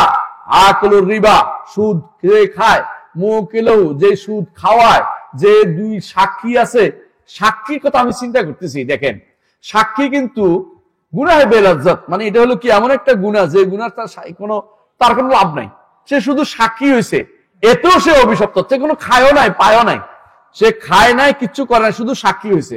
অথবা একজন ডেকে আনছে, ভাই একটু লিখে দাও তো, লেখে যে সে হয়তো চাকরিও করে না, হয়তো সেখানে বসে লিখে দিছে। সুদের যে ব্যক্তি লিখবে সেই ব্যক্তিও মালুন অভিশপ্ত। আপনি কি চিন্তা করেছেন বিনা কারণে, মানে বিনা জাহান্নামে যাওয়ার জন্য পথ কেমনে রচিত হয়ে গেছে? আজ আমরা এই একটি চাকরির জন্য সন্তানের কাছে আমরা কত না কৃতজ্ঞ থাকি যে সন্তান আমাদেরকে এইভাবে চাকরি করে খাওয়াচ্ছে। আমার সাথে একজন হজ করতে গেছে, গল্পটা না বলে পারছি না, তা আমি বলছি, হাদি সাহেব আপনাকে তো খুব খুশি মনে হচ্ছে, গড়ো নাকি? বলছে, শোনেন, আমার ছেলে এসএসবিসি তে চাকরি হয়েছে, প্রথম মাসের বেতন দিয়ে আমাকে হজে পাঠিয়ে দিছে, উনি মহা খুশি। আমি বললাম যে ভাই, এসএসবিসি চাকরি কি সুদি ব্যাংক? হ্যাঁ সুদি ব্যাংক। আপনার ছেলে তো সুদ দিয়ে আপনাকে হজে পাঠিয়েছে, আপনার তো হজ তো গজ হয়ে গেছে। বলতো আপনি কি বলেন, আমি এত কষ্ট করে হজে আসছি। আপনি তো হজে আসছেন, কিন্তু ভাই টাকাটা তো হালাল না। কারণ মুহাম্মদ রাসূলুল্লাহ সাল্লাল্লাহু আলাইহি ওয়াসাল্লাম বলেছেন, মুহাম্মদ রাসূলুল্লাহ সাল্লাল্লাহু আলাইহি ওয়াসাল্লাম, একজন মানুষ লম্বা সফর করে, লম্বা সফর কোথায় করে? হজ ছাড়া কোনো লম্বা সফর নাই, বুঝছেন নি কথাটা? লম্বা সফর কত দেখছেন তো? হজের সফর। বাকিগুলি সফর হচ্ছে আসে যায় 2 দিন 3 দিন 15-20 দিন। হ্যাঁ, লম্বা সফর করতেছে, ইউতিল ইয়ামুদ্দু ইয়াদাইহি, আল্লাহর দিকে হাত উঠাচ্ছে, ইউতিল সফরাহু ইয়াশআশআ আকবার, দুলি মলিন থাকে, শরীর শুষ্ক থাকে, কারণ নিজের বাড়ি নেই, গোসল সবসময় করতে পারে, আরব দেশে পানি ঠিকমতো পাওয়া যায় না, কষ্ট হচ্ছে। সফর আগেকার দিনে এই সফরটা বেশি ছিল, এখন বিমানে গিয়ে হুট করে নামে, হুট করে রুমে ঢুকেছে, এই সুযোগ তখন ছিল না। তখন এই অবস্থা, লম্বা সফরে দোয়া কবুল হওয়ার কিন্তু একটা বড় সুযোগ। তারপরে রাসূলুল্লাহ সাল্লাল্লাহু আলাইহি ওয়াসাল্লাম বলেছেন তার দোয়া কবুল হচ্ছে না, কারণ মাকালু হারাম, তার খাবারটা হারাম, মাশরাবু হারাম, তার পানীয়টা হারাম, পান করছে হারাম, ওয়াগুদিয়া বিহারাম, অন্যরা তাকে হারাম দিছে, হারাম খাওয়াইছে, অর্থাৎ কেউ হারাম খাওয়াই দিছে, বুঝছেন তো? আপনাকে দাওয়াত দিয়ে হারাম খাওয়াইছে, আপনি আনন্দ চিত্তে খেয়ে নিয়েছেন, কেন? ওই মোড়ল সাহেব, ওই বেটা অমুক সাহেব, তমুক সাহেবের দাওয়াত না গেলে তো তিনি রাগ করবেন, গেলে যদি কোনো আমার সামনে ভবিষ্যতে উপকারটা হয়, ছেলের চাকরিটা যদি স্কুলে হইয়া যায়, অথবা যদি ছেলে যদি ব্যবস্থাটা করে দেয়, সুতরাং যাই হারামটা খেয়ে আছে। আপনি ভালো করে জানেন ওইটা হচ্ছে সুদখোর, ঘুষখোর, ওর কথা আপনি সেই ব্যক্তির হারামটাকে আপনি গ্রহণ খেয়ে ফেলেছেন। আবু বকর রাদিয়াল্লাহু আনহু কি করেছেন, একদিনের ঘটনা বলি। আবু বকর রাদিয়াল্লাহু আনহু একদিন খাবার নিয়ে আসছে, তার একটা দাস খাবার নিয়ে আসছে, তো তিনি কি করছেন, এই দাসে খাবারটা তিনি খাইছেন, খাবার বলছে, আচ্ছা এত স্বাদের খাবার তুমি কোত্থেকে নিয়ে আসলা? বলে যে আমি জাহিলি যুগে, অর্থাৎ মুসলিম অবস্থানে জাহিলি যুগে একজনের গণকবাজি করছিলাম। গণকবাজি বুঝেন, মানে আসলে জানি না, ইচ্ছা করে কইছি, তোমার কিন্তু সামনে একটা এই আছে, সে 10টা কথা কিন্তু একটা সত্য হয়, আমিও আপনাকে বলতে পারবো সামনে কিন্তু আপনার একটা বিপদ আছে। মানুষের বিপদ নাই, কার বিপদ নাই? কোন একটা বিপদ হবেই, বুঝলেন না কথাটা? এর হইলে কয়ে এ মিলে গেছে, আসলে তো বিপদ তো মানুষ সবসময় হয়, এটা হলো শয়তানের কারসাজি। তো আমি এটা কইছি, গণকবাজি করছিলাম, তো সেই সময় সে আমার পুরস্কার দেয়নি, পরে মিলে গেছে, এবং তারা সামনে পাইছি, তার সঙ্গে সঙ্গে আমার সেটা প্রতিশোধ করছে, যা ঠিক আছে গণকবাজির জন্য তোরে 10টা ইয়া দিলাম, তোরে দিনারটা দিলাম, সেই দিনা দিয়ে আপনার জন্য খাবার নিয়ে আসছি। বলিস কি, গলের ভিতরে হাত ঢুকে দিয়ে বমি করে ফেলে দিছে, আবু বকরের পেটের ভিতরে হারাম ঢুকতে পারে না। বুঝলেন কথাটা? কেমন ব্যক্তিত্ব ছিলেন তারা, হারাম ঢুকারও তারা রাজি ছিলেন না। আর আপনি আমি হারাম কি হালাল ঢুকাচ্ছি পেটের ভিতরে কোনো চিন্তা ভাবনা নাই। আমি আপনি যতই পাইকেল খাই আর খাই, বিশ্বাস করুন আপনার প্রতিটি খাবার সম্পর্কে আল্লাহর কাছে জবাবদিহি করতে হবে।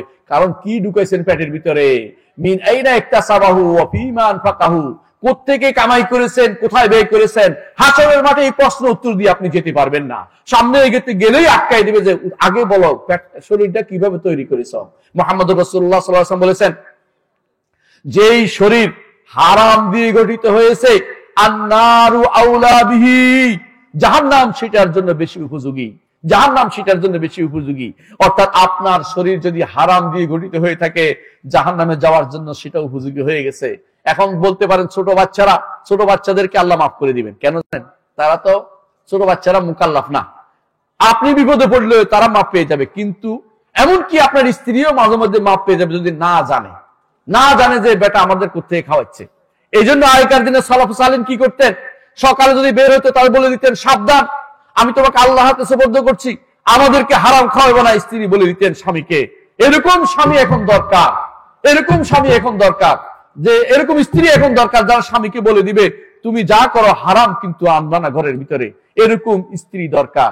আপনাদের কি মনে আছে ওমর রাদিয়াল্লাহু আনহু এক রাতে বেরিয়েছেন দেখার জন্য যে তার সমাজে কি হচ্ছে, দেখবে কি অভাব অনটন আছে মানুষ। তিনি দেখলেন কি এক বাড়িতে ঝগড়া হচ্ছে, মা আর মেয়ে ভীষণ ঝগড়া। মা বলতেছে দুধে পানি দাও, মেয়ে বলতেছে দুধে পানি দেওয়া যাবে না। কেন? তো দুধে পানি দিলে তো অপরাধ। বলছে ওমর কি দেখে আছে নাকি? ওমর তো পিছনে শুনতেছেন ঘটনা, পিছন থেকে শুনতেছেন। ওমর কি তাকিয়ে আছে নাকি? তুমি তাড়াতাড়ি পানি দিয়ে দাও। বলতেছে মা, উমরের রব তো দেখতেছেন, আমি সেটা করতে পারি না। এরকম মেয়েরা আমাদের দরকার।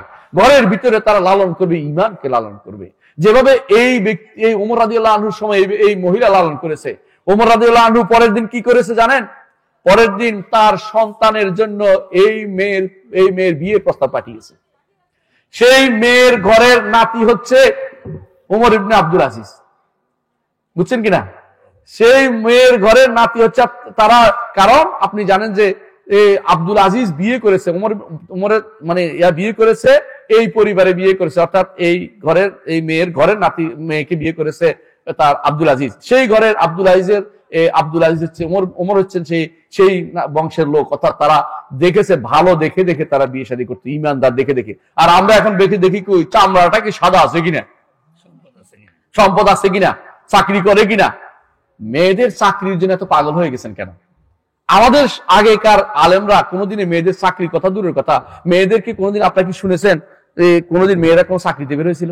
না, নিজের ঘরের কাজ তারা করত, এমনকি প্রয়োজনে তারা বাইরেও যেত নিজের ঘরের কাজের জন্য। কিন্তু তারা আরেকজনের আন্ডারে আমার মেয়ে চাকরি করবে, আরেকজনের আন্ডারে আমার স্ত্রী চাকরি করবে, এর চেয়ে অপমানজনক কাজ কি হইতে পারে? একজন পুরুষ তো পৌরুষত্ব হারিয়ে ফেলেছে, এখন ইমানদাররা তার পৌরুষত্ব হারিয়ে ফেলেছে। তারা কোথায় চাকরি দিচ্ছে, আরেকজন অধীন চাকরি দিচ্ছে, সেখানে যে অপমানজনক কাজ হচ্ছে না আপনি কেমনে বুঝবেন?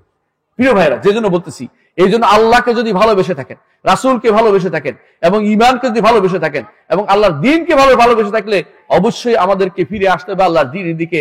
কখনো আমরা এই জাতীয় জিনিসকে প্রশ্রয় দিতে পারি না, এই জাতীয় কোনো কিছুকে আমরা প্রশ্রয় দিতে পারি না। হাসরের মাঠে যদি আল্লাহর আরশের নিচে ছায়া পাই, যদি ভালোবাসা আমরা পেতে চাই, আল্লাহর ভালোবাসার মাধ্যমে আরশের নিচে প্রথম ছায়া পেয়ে যাইতে হবে, ঠিক কিনা বলেন? কবরের প্রশ্ন উত্তর দিতে হবে, ঠিক কিনা বলেন? কবর থেকে যদি প্রশ্ন উত্তর দিতে পারেন কি হবে? তখন থেকে শান্তি শুরু হয়ে গেছে। প্রশ্নের উত্তর দিতে পারলে তখন থেকে শান্তি শুরু হয়ে যায়। শান্তি, এটা শান্তি। এই শান্তি কখন পর্যন্ত থাকবে? হাসরের মাঠে যাওয়া পর্যন্ত। দ্বিতীয় শান্তি হবে যে ব্যক্তি আরশের নিচে ছায়া পেয়ে যাবে।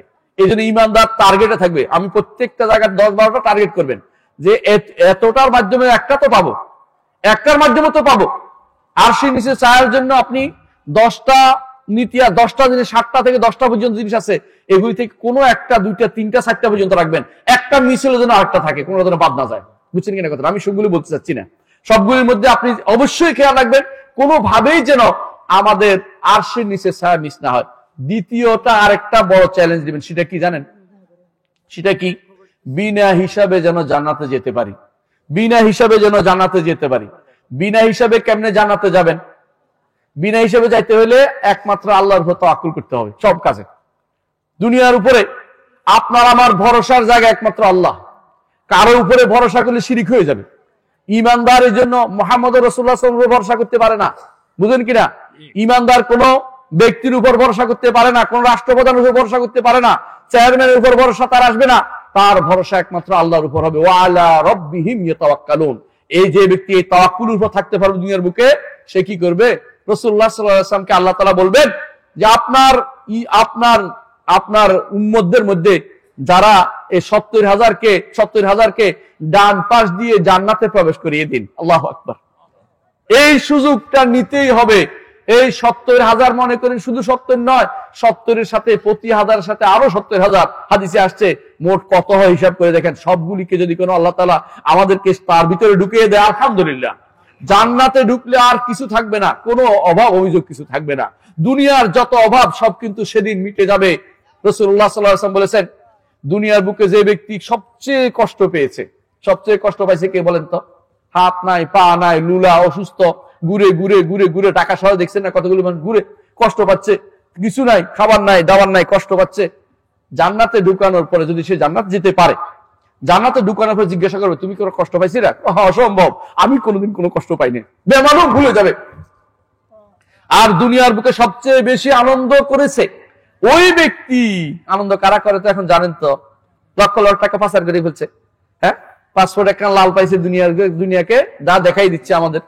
এই মানুষগুলো যদি ঈমান নিয়ে কবরে যেতে না পারে, যদি তওবা করে না যায়, আল্লাহর কাছে ক্ষমা প্রার্থী না হয়ে যায়, তাদেরকে যদি কুফরি নিয়ে যায় কবরের ভিতরে, যে সমস্ত জিনিস লালন করে কুফরি ছাড়া কিছু না, এগুলি যদি কোনো নিয়ে যায় জাহান্নামে, একবার ডুবিয়ে তাকে বলা হবে, হাদিসের কথা বলতেছি, একটাও বানিয়ে বলতেছি না, সহি হাদিসের কথা বলছি, তাকে জিজ্ঞাসা করা হবে তুমি কি কোনোদিন ভালো কিছু দেখেছ? বলে লা ইয়া রব, রব আমি কোনোদিন ভালো কিছু দেখি নাই, আমার জীবনে কোনো ভালো কিছু পাইনি আমি।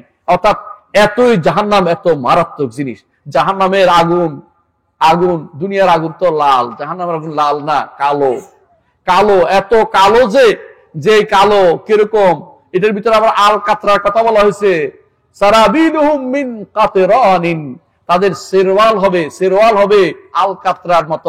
আল কাতরা কি করে জানেন? আল কাতরা জাতীয় জিনিস দেখবেন যে যদি কোনো আপনি একটা এই প্লাস্টিক পোড়ান, কি হয় জানেন? একটা আগুনে তো অল্প কতক্ষণ পোড়া, ওটা কিন্তু আর লড়ে সরে না, ওটা ব্যথা হতেই থাকে। আপনাকে সেই জন্য কষ্ট দেওয়ার জন্য, যদি কোনো ঈমান না নিয়ে যেতে পারে কেউ, তাহলে কষ্ট দেওয়ার জন্য আল কাতরার কাপড় পরিয়ে দেওয়া হবে। নাউযুবিল্লাহি মিন যালিক। সবচেয়ে কঠিন সেদিন, কেউ কারো উপকার করতে পারবে না। ইয়াউমা লা ইউগনি মাওলান আম মাওলান শাইআন ওয়া লা হুম ইউনসারুন। যেদিন একজন বন্ধু আরেকজন বন্ধুর কোনো কাজে করবে না, কাজে লাগবে না। ওয়া লা হুম ইউনসারুন, কোনো সাহায্য করতে পারবে না। দুনিয়ার বুকে সাহায্য সেদিন কিছুই করতে পারবে না। ইল্লা মার রাহিমাল্লাহ, আল্লাহ যাকে রহমত করে সে শুধুমাত্র সাহায্য পাবে। আল্লাহ যদি কাকে অনুমতি দেয়, সে শুধুমাত্র কারণ উপকার করতে পারবে। অনুমতি ব্যতীত কোনো ব্যক্তি কারো জন্য সুপারিশ করতে পারবে না। আর যার ঈমান নাই তার জন্য কোনো সুপারিশ হবে না। এই জন্য সবচেয়ে দামি জিনিস কি বলেন তো? ঈমান। সবচেয়ে দামি জিনিস কি? ঈমান। দামি জিনিস রক্ষার চেষ্টা করতে হবে। সকাল বিকাল ঈমানটাকে নবায়ন করতে হবে। সকাল বিকালে আমরা কি বলি? রাদিতু বিল্লাহি রাব্বান ওয়া বিল ইসলামি দীনান ওয়া বি মুহাম্মাদিন নবিয়্যান। এমন কি আযানের মাঝখানেও বলি, কি বলি? রাদিতু বিল্লাহি রাব্বান ওয়া বি মুহাম্মাদিন নবিয়্যান ওয়া বিল ইসলামি দীনান। এটা এখানে আগে আছে হাদিসের মধ্যে। কখন বলি? আশহাদু আন্না মুহাম্মাদার রাসূলুল্লাহ, তখন কি বলেন? ওয়া আনা আশহাদু আন্না মুহাম্মাদার রাসূলুল্লাহ রাদিতু বিল্লাহি রাব্বান ওয়া বি মুহাম্মাদিন নবিয়্যান ওয়া বিল ইসলামি দীনান। দেখছেন তো কতবার? 5 বার আপনি বলেন, আবার সকাল বিকাল বলেন। মুখে বললে হবে না, বাস্তবে থাকতে হবে। আল্লাহর উপর সন্তুষ্টি জিনিসটা, আল্লাহকে রব মেনে আপনি সন্তুষ্ট হতে হবে, এবং আল্লাহর দ্বীনকে মেনে সন্তুষ্ট হতে হবে, এবং ইসলামকে আপনার জীবনে ধারণ করতে হবে, মানতে হবে। ইসলামের কোনো কিছু আসছে সেটাকে এদিক সেদিক করার কোনো সুযোগ নাই, বুঝছেন কিনা? বিবেকে ধরে না, ওসব চলবে না। কবর আযাব কি দেখছেন? দেখে কেউ? কেউ যদি বলে আমি কবর আযাব শোনাইতে পারি, সে মিথ্যাবাদী। কবর আযাব শোনানোর জিনিস না। কেউ তো ক্যাসেট করে নিয়ে আসে শোনাচ্ছে আপনাদেরকে, নাউযুবিল্লাহ। এরা বিভ্রান্ত, পথভ্রষ্ট, এদের থেকে দূরে থাকবেন, এরা ভুল কাজ করতেছে।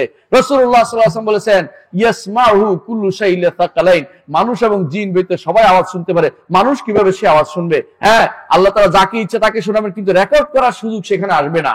এই রেকর্ড করার মতো কিছু সেখানে হবে না। কারণ রাসূলুল্লাহ সাল্লাল্লাহু আলাইহি ওয়াসাল্লাম বলেছেন, আমি যা দেখতে পাচ্ছি কবর আযাব, ভয় জিনিস, যদি তোমাদের শোনাতে পারতাম দুনিয়ার বুকে তোমাদের জীবন ধারণ কঠিন হয়ে যেত। আমরা দুনিয়ার বুকে যদি কবর, পাশে কবরস্থান আছে সেখানে অনেকে বসবাস করে, যদি কোনো শুনতাম কবরে চিৎকার করতেছে, দিনে খাইতে পারতেন? আপনি ঘুমাইতে পারতেন? আপনি কি দুনিয়ার কিছু করতে পারতেন? দয়া করে তিনি আমাদের থেকে সেটা গোপন রেখেছেন বলে আপনি কি অন্যায় করে বেড়াবেন? অন্যায় কেমনি করে জানেন? আরে ঘুষের নাম দিছে, কি নাম দিছে জানেন? স্পিড মানি। স্পিড মানি, ঘুষ বলতে নারাজ, এখন থেকে স্পিড মানি বলবেন। আমি নিজে শুনেছি, একজন মন্ত্রী বলেছে, অর্থমন্ত্রী বাংলাদেশের, বলতে স্পিড মানি বলবেন, এগুলিকে ঘুষ বলে অপমান করবেন না, মানে মানুষকে কাজের স্পিড করে দিচ্ছি আমি টাকা দিয়ে। নাউজুবিল্লাহ। অথচ রাসূলুল্লাহ সাল্লাল্লাহু আলাইহি ওয়াসাল্লাম বলেছেন, তিনজনকে জাহান্নামে যেতে বলেছেন, ঘুষ দাতা, ঘুষ গ্রহীতা এবং দুইজনের মাঝখানে যে আকামটা করেছে, কি বলে এটাকে, মধ্যস্থতা করেছে, ওদেরকে জাহান্নামের কথা বলেছে। তাহলে এই কাজগুলি, দালালি কাজটা মাঝখানে যে করেছে হারামের মধ্যে, এইটাও জাহান্নামের কথা বলেছে রাসূলুল্লাহ সাল্লাল্লাহু আলাইহি ওয়াসাল্লাম। একজন মানুষ কি শাস্তি পাবে সেদিনটা এখন বলবো না। কবরে যদি ভালো হইতে পারেন, কবরের পরের জীবনটা সুন্দর হবে। প্রথম জীবনটা যদি ভালো হইতে পারে, কবরের পরের জীবনে আপনাকে আর আটকাবে না। প্রথম জীবনের জন্য চিন্তা করে দুনিয়ার বুকে আল্লাহকে রব মেনে চলবো, একমাত্র তারই ইবাদত করব, শিরিক থেকে মুক্ত থাকবো, মুহাম্মদ রাসূলুল্লাহ সাল্লাল্লাহু আলাইহি ওয়াসাল্লামকে আমার জীবনের আদর্শ বানাবো, বেদাত থেকে মুক্ত থাকবো, কোনো বেদাত করার প্রশ্রয় দিব না। বেদাত বললেই এটা ছেড়ে দেবো। কোনো রকমের গোয়ার তুমি করবো না যে আমার বাবা করেছে, দাদা করেছে, হুজুর করেছে, ওসব চলবে না। বেদাতকে পরিত্যাগ করব আর ইসলামকে জীবনের প্রতিটা ক্ষেত্রে আমি বাস্তবায়ন করব। বাড়ি থেকে শুরু করে, ঘর থেকে শুরু করে, পরিবার থেকে শুরু করে, সন্তান সন্ততি শুরু করে, মুহাম্মদ রাসূলুল্লাহ সাল্লাল্লাহু আলাইহি ওয়াসাল্লাম যে রাষ্ট্র পরিচালনা করেছেন, সে রাষ্ট্র পর্যন্ত প্রতি জায়গায় ইসলামের বাইরে আর কোনো কিছু আমি চিন্তা করব না। তাহলেই সত্যিকার অর্থে আপনি আল্লাহকে ভালোবেসেন প্রমাণ পাবেন, রাসূলকে ভালোবেসেন, ইসলামকে ভালোবেসেন, দ্বীনকে ভালোবেসেন, আল্লাহ তাআলা আপনাকে ভালোবেসে জান্নাত দিবেন। জান্নাত যেতে চাইতো, জান্নাত চাইতে তাহলে কি করতে হবে আমরা কি বুঝে গেছি? প্রিয় ভাইরা, সেদিন আল্লাহর রহমত ছাড়া কোনো ব্যক্তির কোনো উপায় থাকবে না। এই রহমত পেতে হলে রহমতের কাজ আমাদেরকে করে যেতে হবে, অন্তত ঈমান নিয়ে যেতে হবে। ঈমান নিয়ে গেলে, আমল সালেহ যদি থাকে, তাহলে এটা আল্লাহ তাআলা এটার কারণে দিবেন, এটার বিনিময়ে জান্নাত দিবেন না। জান্নাতে এত জিনিস আছে, বিনিময়ে কি করেছেন? কিছুই করেন নাই। আমার ওস্তাদজি, একটা ঘটনা বলবো। আমার ওস্তাদজি আলী আব্দুর রহমান হুদাইফি, নাম শুনেছেন আপনারা? আলী আব্দুর রহমান হুদাইফি মসজিদ নববীর ইমাম, বহু বছরের ইমাম। তিনি আমার একবার চেয়ারে টেবিলের উস্তাদ। তিনি আমাদেরকে মাযহাব মুআসারা পড়াইছেন। আধুনিক যে সমস্ত মতবাদ আছে, এই কমিউনিজম, সোশ্যালিজম, এগুলি পড়াইছেন, যে এগুলি কুফরি মতবাদ, তিনি আমাদেরকে সাবধান করেছে এগুলি পড়াই। উনি আমাদেরকে বলতেছে যে উনি একদিন খুতবা দিচ্ছে, খুতবার মধ্যে একটা ঘটনা বলেছে। ঘটনা কি, বনি ইসরাইলের, আমি জানি না উনি কোথা, মুসনাদ আহমদের হাদিস সম্ভবত। তিনি বলতেছেন যে বনি ইসরাইলে এক লোকে 70 বছর আল্লাহ ইবাদত করেছে একটা দ্বীপের মধ্যে, শুধু আল্লাহ ইবাদত করেছে, কিচ্ছু করে নাই, দুনিয়া সব বাদ দিয়ে। বনি ইসরাইলের এক ব্যক্তির কথা বলছেন, শুধু আল্লাহ ইবাদত করেছে, বুঝছেন তো? আল্লাহ ইবাদত করেছে। প্রতিদিন আল্লাহ তার জন্য একটা খেজুরের ব্যবস্থা করতো, একটা রুমানের ব্যবস্থা করতো এবং একটা পানির ব্যবস্থা, শুধু নদীর মাঝখানে একটা দ্বীপের মধ্যে, আশেপাশে সব লবণাক্ত পানি, এইটার মধ্যে রেখে সুপেয় পানি ব্যবস্থা করেছে। এইটা খাইতো আর এটা দিয়ে তিনি পানি পান করে কোন রকম সে ইবাদত করে 70 বছর পরে মৃত্যু যখন আসছে, আল্লাহ তাআলা বললেন, আদখিলু আবদি বিরহমাতিল জান্নাহ, আমার বান্দাকে আমার রহমতে জান্নাত দাও। লোকটার মনে একটু কি আসলো, আমি এত ইবাদত করলাম, কিছু বললো টলো না। আল্লাহ বলছে, ইয়া রাব আমালি, আল্লাহ আমার আমলের কিছু বললেন না তো? আল্লাহ বলছে, তাহলে আমল হিসাব নাও। আমল হিসাব নিয়ে দেখে যে চোখের যে নেয়ামত ভোগ করেছে, এতেই সব খাবার, সব শেষ, আর কিছু নেই। চোখের যে নেয়ামত সে ভোগ করেছে, দৃশ্য দেখেছে, ওইটা দেখেছে, ওইটা দেখেছে, দুনিয়া দেখেছে, চোখের যে নেয়ামত, যে ব্যক্তি অন্ধ তাকে জিজ্ঞাসা করে চোখের কি নেয়ামত, বলে বাবারে চোখে দেখি না, যদি দেখতাম আমি এটা দিতাম ওইটা দিতাম বলতো, বুঝছেন কিনা? চোখের যে নেয়ামত ভোগ করেছে, এতেই তার দুনিয়া সব ইবাদত শেষ হয়ে গেছে। এখন বলতেছে আমার বান্দাকে জাহান্নামে দাও, ইয়া রাব্বি আদখিলনি জান্নাতা বিরহমাতিক, আল্লাহ আপনার রহমতে জান্নাত দিয়েছে। বুঝছেন তো? ইবাদত যতই করি না কেন, আকীদা বিশ্বাস যতই শুদ্ধ রাখি বলে আমি অহংকার করি না কেন, এটা করা যাবে না। বলতে হবে কি, আল্লাহর রহমতে আমাকে জান্নাত দিবেন। তবে রহমত পাওয়ার জন্য ন্যূনতম যে কাজটা করে যেতে হবে, এটা কি? ঈমান রেখে কবর যেতে হবে, আমলে সালেহ করে যেতে হবে। আমলে সালেহ মধ্যে সালাত, সালাত অবশ্যই যেন থাকে, সালাত যেন কোনোভাবে ছুটে না যায়। ছুটে গেলে কোনো কারণে যেন পরবর্তী সালাতের আগে সেটা পড়ে তারপর যেন আমি অন্য কাজ করি। অনেক মানুষ আছে ইয়াতে চাকরিতে যাওয়ার জন্য অ্যালার্ম দিছে, কিন্তু ফজরের সালাতের জন্য অ্যালার্ম দেয় নাই। কুফরি হয়েছে, কুফরি, প্রতিদিন কুফরি করতেছে। সালাতের জন্য অ্যালার্ম না দিয়া তাই রোজগারের জন্য অ্যালার্ম দিচ্ছে। ফজরের সালাতের জন্য অ্যালার্ম দিবেন। ফজরের সালাত যে ব্যক্তি জামাতের সাথে পড়তে পারবে, আল্লাহর জিম্মাদারিতে চলে যাবে। আল্লাহর জিম্মাদারিতে চলে যাওয়ার অর্থ হচ্ছে দিনটা তার ভালো যাওয়া। সেদিনের প্রত্যেকটা কাজ যদি মরেও যায়, আল্লাহ তাআলা জিম্মাদারিতে এসে যাচ্ছে। হাদিসে যেভাবে আসছে, ফাহুয়া ফি জিম্মাতিল্লাহ, আল্লাহ জিম্মাদারিতে। আসুন আমরা নেক আমলের মধ্যে সবচেয়ে বড় নেক আমল হচ্ছে সালাত। ইমানের পরে, ইমানও একটা নেক আমল, ইমানের পরে সবচেয়ে বড় নেক আমল হচ্ছে সালাত। ইমানের পরে কেন ইমান কেন নেক আমল জানেন? রাসূলুল্লাহ সাল্লাল্লাহু আলাইহি ওয়াসাল্লামকে জিজ্ঞাসা করা হয়েছে, আইয়ুল আমালি আফদাল, উত্তম আমল কোনটি, সবচেয়ে উত্তম আমল কোনটি? রাসূল কি বলছেন? ঈমানুম বিল্লাহি ওয়া রাসূলি, আল্লাহ এবং তার রাসূলের উপর ঈমান। দেখলো ঈমানটা একটা আমল, কাজ। ঈমানের পরে সবচেয়ে বড় আমল হচ্ছে সালাত। সালাতের ব্যাপারে আপনি শুধু নয়, সন্তানকে নিয়ে যাবেন। অনেক ভাই আছে মসজিদে যায় কিন্তু সন্তানদের উঠায় না, রাগ করবে, পোলা রাগ করলে তো আমার খাওয়াবে না, পোলা রাগ করলে টাকাটা দিবে না, পোলা রাগ করলে কি না কি করে বসে। এখন ছেলে ইউনিভার্সিটিতে পড়ে, এখন কলেজে পড়ে, তার এখন বন্ধু বান্ধব যোগাইছে, আমি বললে যদি রাগ করে, এই ব্যক্তি এই ছেলেকে হারিয়ে ফেলেছেন, এই ছেলেকে আপনি দুনিয়ায় থাকতে হারাইছেন, আখিরাতে আপনার কোনো কাজে লাগবে না। আর যদি আপনি তাকে মসজিদে নিয়ে যেতে পারেন, পুরো কাজটা আপনার সাদাকা জারিয়া হবে। যতদিন সালাত আদায় করবে ততদিন আপনার আমল নামায় সেটা যুক্ত হতে হবে। এই হেফজ মাদ্রাসা আপনাদের আছে, এইখানে যদি সন্তান পড়াইতে পারেন, আপনার সন্তান সাদাকা জারিয়া হবে। হাসরের দিন আল্লাহ তাআলা আপনাকে এত সুন্দর পোশাক পরাবেন। সহিহ হাদিসে এসেছে, শাইখুল আলবানী হাদিসটিকে সহিহ বলেছেন, আপনাকে আপনার স্ত্রীকে অর্থাৎ দুজনকে পিতা মাতাকে এত সুন্দর পোশাক পরাবেন, মানুষ এসে জিজ্ঞাসা করতে থাকবে, এই সুন্দর পোশাক তুমি কোথায় পেলে? আপনাকে চান না সেটা হোক? খানার এই জন্য আপনার সন্তানকে হাফেজ বানাবেন। আপনার সন্তানকে সকালবেলা স্কলাস্টিকে পাঠাবেন না, অমুক টিকা পাঠাবেন না যেখানে পড়ে, অথবা কেউ নৈনিতাল পাঠায়, ওই সমস্ত জায়গায় না পাঠিয়ে আপনি তাদেরকে হাফেজ খানায় পাঠান। আপনি যদি কোনো এটার কারণ হন, যতদিন সে কোরআন পড়বে, যতদিন সে সালাত আদায় করবে, যতদিন সে কোরআন নিয়ে আল্লাহর কথা বলবে, ততদিন আপনার আমল নামায় সওয়াব পৌঁছে থাকবে। শুধু তাই নয়, ওই ব্যক্তি, ও আপনার ছেলের দ্বারা যত মানুষ সালাত আদায় করবে, যত মানুষ কোরআন শিখবে, সেগুলিও আপনার আমল নামায় যুক্ত হয়ে যাবে। সুবহানাল্লাহ। মুহাম্মদুর রাসূলুল্লাহ সাল্লাল্লাহু আলাইহি ওয়াসাল্লাম তিনি দুনিয়ার যত মুসলিম আছে সমস্ত আমল সমান সমান পেয়ে যায় কিনা? আমাদের সমাজে কিছু মানুষ, আপনাদের সমাজে নাই, ওই কুমিল্লা এলাকার দিকে সমাজে আছে কি, কিছু একটা করে আল্লাহ আমি যা পড়েছি আমার সওয়াব জমুকের রুহে রাসূলুল্লাহ রাসূলের জন্য হাদিয়া দিয়ে দিলাম। আপনি হাদিয়া দেয়া লাগবে না। যদি সত্যিকার আমলটা রাসূলের দেখানো পদ্ধতিতে হয়, তো রাসূলের সমস্ত আমল পুরোটাই পাবে, কিছু কিছু দেওয়ার দরকার নেই। যারা এই ফিল্ডে কাজ করেছে, আপনাকে দিন শিখিয়েছে, সালাত শিখিয়েছে, ওরা সবাই পাবে। আপনি কষ্ট করে ওই হাদিয়া তোহফা মেলানোর ও নিক্ষেপ করার দরকার নেই, যেটা আমাদের সমাজে কোন সমাজে প্রচলিত আছে। নাউজুবিল্লাহ। এগুলি হচ্ছে সুন্নাহ বিরোধী কাজ। এই বেদাতি কাজ আমাদের করা যাবে না, আশা করি বুঝতে পারছেন। প্রিয় ভাইরা, আমি আমার বক্তব্য দীর্ঘ করব না, অনেক রাত পর্যন্ত আপনাদেরকে আটকিয়ে রেখেছি।